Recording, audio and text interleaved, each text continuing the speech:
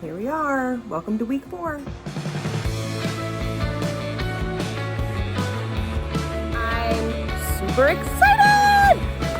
I'm so out of shape. Holy cow. That was terrible. These are my glass slippers. I cannot believe that we are already on week 4. I feel like the month has flown by and I'm really excited to see my progress. So I think what I want to do today is, you guys know where I'm at, the track. So I think what I want to do today though is, I mentioned last week that my son has hemophilia.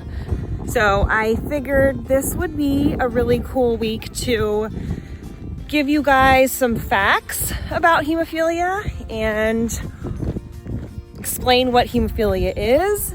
So yeah, I think that's gonna be what today's theme is gonna be. So I've got a few questions that I will answer. But first, I need to jog a lap. Okay, so the first question is, what is hemophilia? So hemophilia is a bleeding disorder where the blood is not able to clot properly. So basically, everybody has 13 factors, clotting factors, that their body needs in order to form a clot. So somebody with hemophilia, like my son, he's missing factor number 8. So because he does not produce that one factor and he produces all other 12 factors, because he's missing that one, his body will start to form a clot and then it just can't finish because it's missing that next step. So we think of it like dominoes. So you think you set up all these dominoes, and when you start the clotting cascade is what it's called, you hit the first domino and it runs to the second domino, third, and at the end all the dominoes fall down and there's your clot. Well, if you take out one of the middle dominoes, the domino process starts and then it gets to where you pulled out that domino and the rest of the dominoes don't fall. That's hemophilia. Next question. How many people in the United States are living with hemophilia? They estimate about 20,000 in the United States. 80% of those 20,000 are missing that factor number 8 that we just talked about.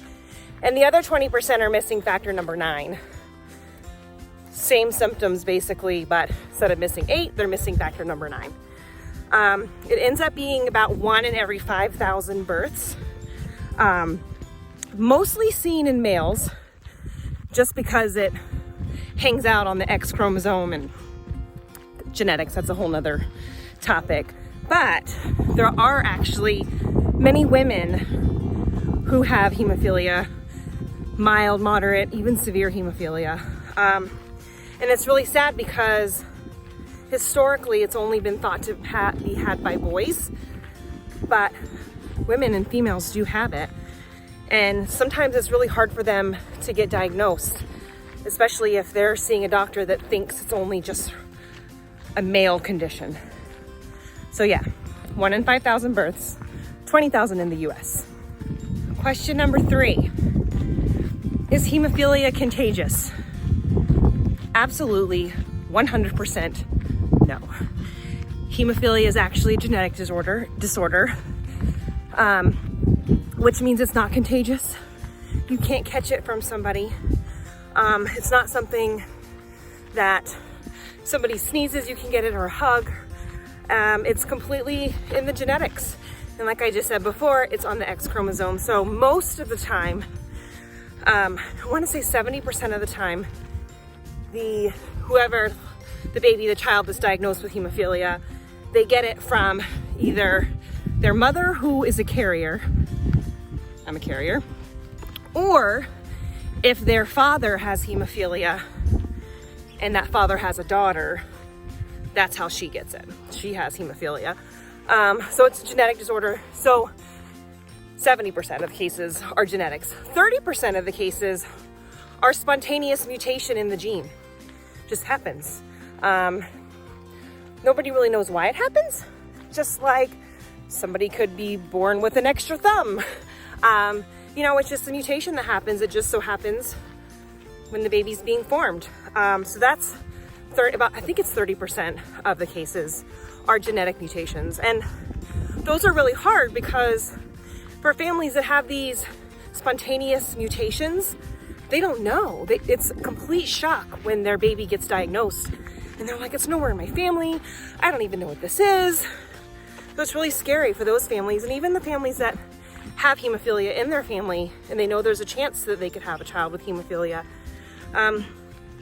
It's really hard hearing that your brand new baby, your child, has a bleeding disorder where their blood doesn't clot. It's scary. Next question. What is the most common complication of hemophilia? No, it is not bleeding out because of a paper cut.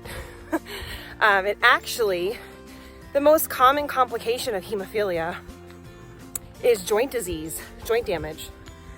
So a lot of people, when they think hemophilia, those that kind of heard about it, they think lots of blood and gushing blood and you just won't stop bleeding.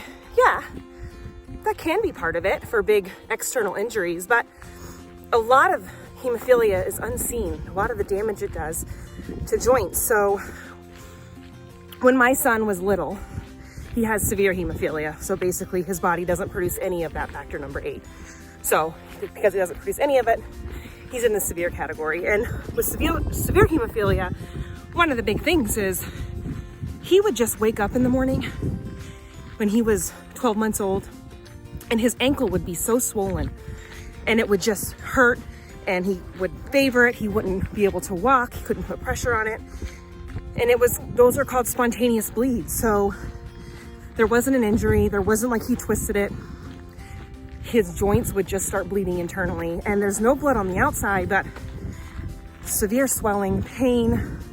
And the thing is, when you have bleeds in your joints, so ankles, knees, elbows, shoulders, hips, when you have bleeding in those joints, that does damage. And bleeding into the joints, it's damage that's irreversible.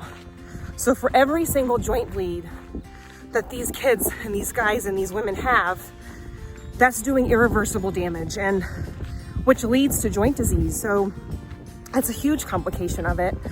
And it's something that, you know, we see in our bleeding disorder community. You know, those that are older, you know, my age and older, they didn't have the treatment that we have now. And, you know, they're walking with limps. They can't move their elbow. Their shoulders, I mean, constant pain for them. And it's because they didn't have the same treatment that we have now. And it's heartbreaking to see because that's something that you can't reverse joint damage. That's a big complication. If you're wondering on where to get more information about hemophilia and other bleeding disorders like von Willebrand's disease, which we didn't even touch on, I'll link below the websites to Hemophilia Federation of America, as well as the National Hemophilia Foundation.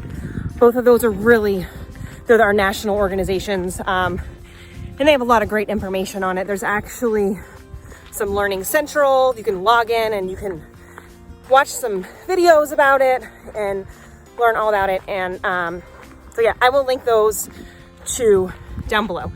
Plus, depending on your state, most states have a local chapter too.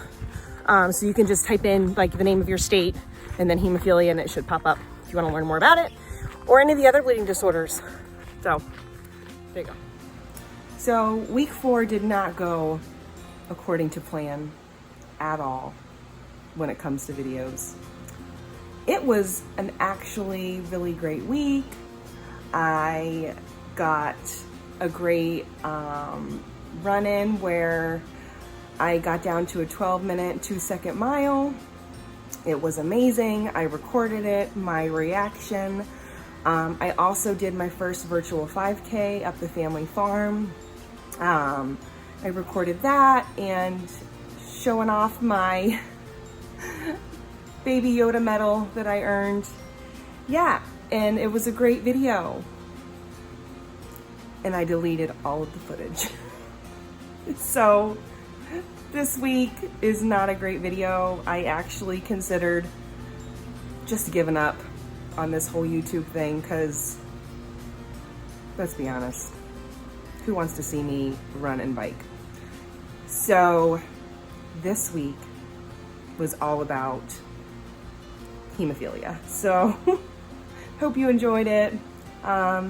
Maybe I'll be here next week, not sure yet. See you guys, bye.